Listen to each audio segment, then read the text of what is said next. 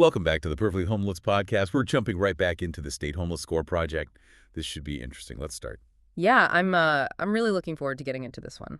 Right. So today we are building a scorecard for North Carolina. And we're doing this to understand the lived reality and the actual systems of homelessness here. Not just the raw statistics. Exactly. The statistics don't tell you what it's like on the ground. No, they really don't. So our mission is to build this scorecard dynamically as we talk. And for you listening, we aren't going to reveal the final score until the very end of the episode. It's going to evolve as we go through each category. Yeah, and to really understand what's happening in North Carolina right now, here in 2026, you have to look at the sheer scale of the crisis. It's shifting dramatically depending on the geographic area. Right. The geography is huge here. It is. Like, if you look at Wake County, which has Raleigh, the unsheltered population there has literally doubled since 2020. Double. Yeah. Doubled, yeah. They are currently tracking over 80 documented encampments across the county. 80. I mean, that's a massive footprint. It tells you this isn't just a localized downtown issue anymore, Like, those encampments have to be bleeding out into the suburbs behind strip malls and, tucked in the woods. That's exactly what the data shows. It's suburban sprawl for encampments. But then if you look west toward the mountains in Buncombe County, like the Asheville area, the mechanics of the crisis are totally different. How so? Well, they recently hit a record high of 824 unhoused people. That's a 9.1% jump. And a massive driver of that was the catastrophic impacts of Tropical Storm Helene. Right. Storm just wiped everything out. Yeah, it didn't just displace people temporarily. It decimated the already critical shortage of low-income housing and trailer parks. The physical inventory just, vanished. Gone. Right. Meanwhile, if you travel east to the coast, like the Cape Fear and Wilmington region, you find a completely different emergency. Oh, yeah, the seniors, right? Exactly. That area has seen a 48% spike in elderly homelessness just since 2022. Wow. So for you listening, we're looking at a state dealing with a three-headed crisis, really. You've got the doubling in the urban center, sheer storm-driven displacement in the mountains, and then this massive spike in seniors on the coast. Yeah, it's a lot to untangle. It is. We need to figure out why this is happening and how the state handles it, which, leads us into the first section of our 6-category scorecard, which is housing affordability. Right, because homelessness is fundamentally a housing problem. If we run the numbers from Wilmington, seniors relying on fixed supplemental security income SSI, they max out at $994 a month. $994, that's it. That's it. So when the average market rate apartment costs significantly more than that, trying to exist indoors becomes mathematically impossible. Hey, you literally can't do it. But let me ask you this, because you see this pushback a lot, especially in public comments. Are people just moving to places like Asheville for the services, or is it really just the rent? Well, if you look at the public comments from Buncombe County, you definitely see residents arguing that. Some blame, permissive laws and handouts. Right. Stating that the local government is just making it a destination city. Yeah, exactly. But, we have to look at what the local continuum of care data says, and they counter that narrative with raw math. The math of the labor market, right? Right. An official there noted the severe gap between what a 2-bedroom apartment costs and local wages. The math simply doesn't work. The crisis is heavily driven by that affordability gap, which was then obviously compounded by Helene. Yeah, when you're one missed paycheck away from eviction, a hurricane wiping out the cheapest housing is basically the breaking point. Absolutely. So, given this severe affordability gap and the storm impacts, this lowers the overall picture for North Carolina right out of the gate. It really does. So if the math of rent makes an apartment impossible, the logical next step for someone is the safety net, right? The shelter system. Which brings us to category 2, shelter access. And looking at this, trying to get a shelter bed can feel like trying to get a table at a crowded restaurant right before closing, if the restaurant also told you to leave your dog outside and split up from your spouse. That is a very accurate analogy, unfortunately. If you look at the Wake County gaps analysis, shelter capacity simply does not meet the demand. There just aren't enough beds. No. And specifically, their low barrier spaces are entirely full most nights. And for you listening, low barrier means shelters that don't have a ton of restrictive entry rules, right? Correct. But because they're full, people are forced to look at higher barrier shelters. And the lived reality there is incredibly tough. Yeah, the friction is just wild. It is. Shelters have rigid schedules, early curfews. If you work a late shift at a restaurant, you literally can't stay there. You have to choose between your job and a bed. Exactly.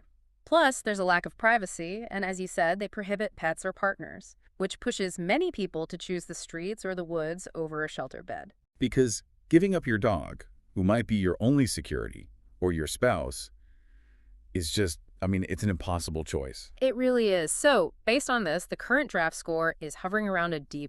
A D+, wow. Okay, so that's pretty low. Yeah, it's a middling to low start. Right. So if they can't afford rent and they can't get into a shelter, they end up on the street. Which brings us to category 3, criminalization and enforcement. How does the state handle people who fall through those cracks? Well, this is where things get really intense legislatively. North Carolina Senate House Bill 437 was recently introduced. Okay, what does that do? It explicitly bans unauthorized sleeping in public spaces. It directs individuals to designated zones, but those zones have to be away from residential and commercial areas. So basically pushing people out of sight. Yes. And it also imposes harsh restrictions on drug sales. Okay, so to remain strictly impartial here, we should note that supporters argue this protects local businesses, right? That it restores public safety. Yes, that's the primary argument for it. But then opponents argue it just criminalizes poverty. Yeah. Like it doesn't address the root cause of why they're outside in the first place. Exactly. And to understand how this criminalization actually plays out, we have to look at the NC Law Review data. Oh, this part is staggering to me. Yeah, it looks at basic bodily functions. Cities like Charlotte criminalize public urination and defecation. But you have to consider the context.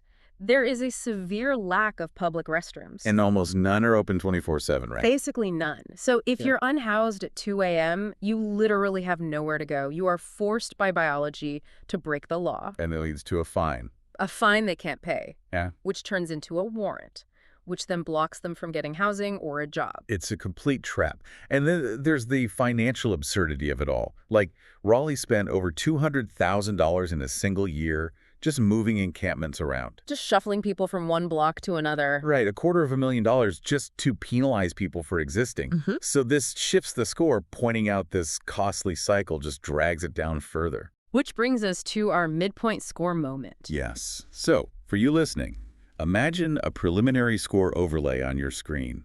We are clearly labeling this our draft score, D+.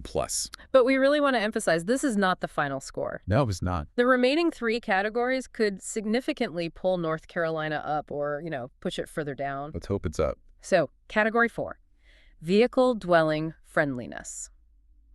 When rent is impossible, a lot of people move into their cars. I was looking at the Reuben Car Living Reddit community to see what this looks like in NEC. What did you find? There's a user working in the Apex Carry area. They have a job, but they're living in their car. They got booted from Planet Fitness. They face tow-away signs everywhere. Yeah, that's incredibly common. Right. They basically rely on Waffle House, Walmarts, and Cracker Barrels just to sleep safely without getting a knock on the window. The anxiety of the knock is huge. Car homelessness is skyrocketing nationally. But North Carolina actually has a bright spot here. Oh, really? What are they doing? Greensboro recently opened the state's first safe parking site. It's at the Interactive Resource Center.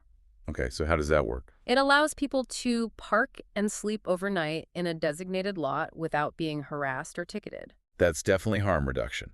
But I have to ask, is a safe parking lot a real solution or just a Band-Aid that normalizes living in a sedan?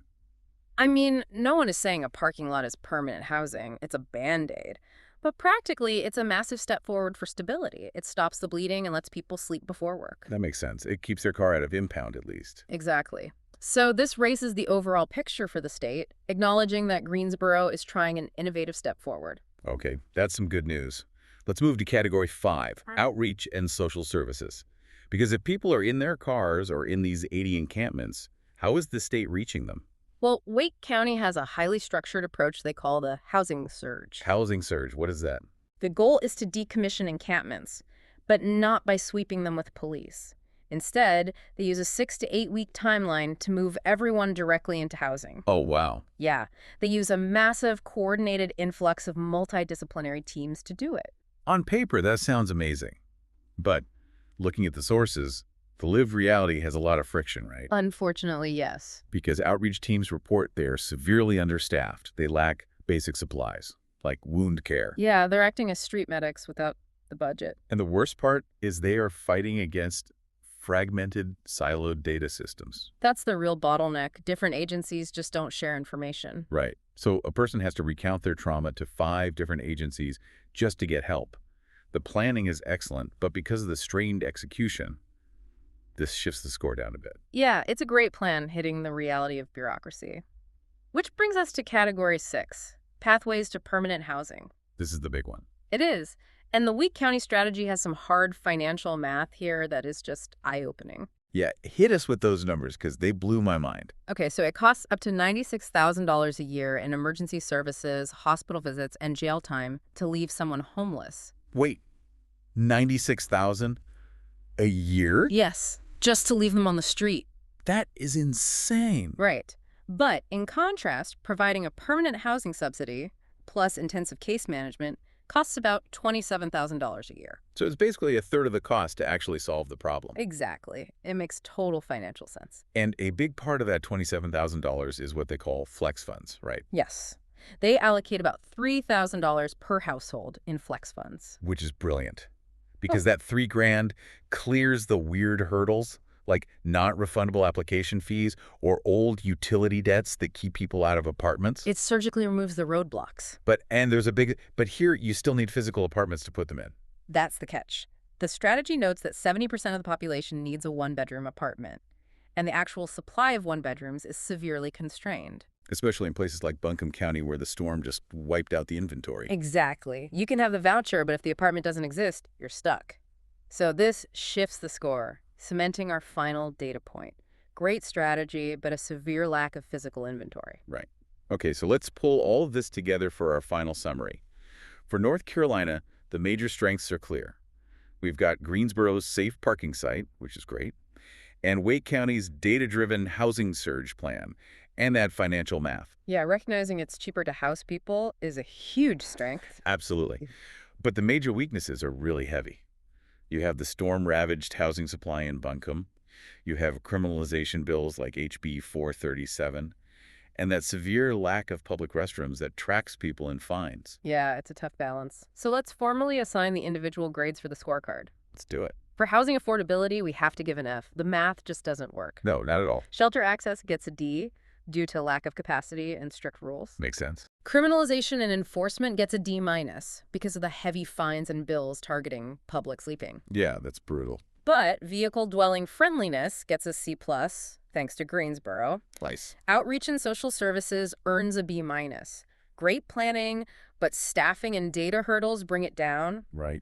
And finally, pathways to permanent housing gets a B, recognizing the brilliant use of flex funds, even though inventory is low. Okay, so averaging those together, we can now reveal the final perfectly homeless state score for North Carolina. The state earns a D+.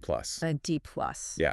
While there are pockets of incredible innovation and strategy in places like Wake and Guilford counties, the state's overall grade is just heavily dragged down by severe affordable housing shortages and a legislative leaning toward criminalizing poverty. That's a very fair assessment. And as we wrap up, I want to leave you, the listener, with a final provocative thought to mull over. What are you thinking? Well, looking at the sources, there's this underlying issue of the financialization of housing. Okay, meaning what? Meaning global capital treats homes like safe deposit boxes. So you have to wonder, can local Wake County or Buncombe County policies ever truly solve a housing crisis that is ultimately dictated by global investors? Oh, wow. Yeah, that is a huge question. It's like fighting a tidal wave with a bucket. Exactly. Well, you'll have to think about that one. That's the Perfectly Homeless State score for North Carolina. Thank you for tuning in, Tatey. If you find this series interesting, please tap the like and subscribe button. See you in the next state. If you'd like to support the project, click on over to the Perfectly Homeless Etsy store and get yourself a warm hoodie with our logo, or you can buy us a coffee at buymeacoffee.com/perfectlyhomeless. Every purchase and donation helps fund future episodes in this 50-state journey through homelessness in America. Wear the logo. Start a conversation. Because homelessness isn't someone else's problem anymore. It's happening in every state, every city, and more neighborhoods than most people realize.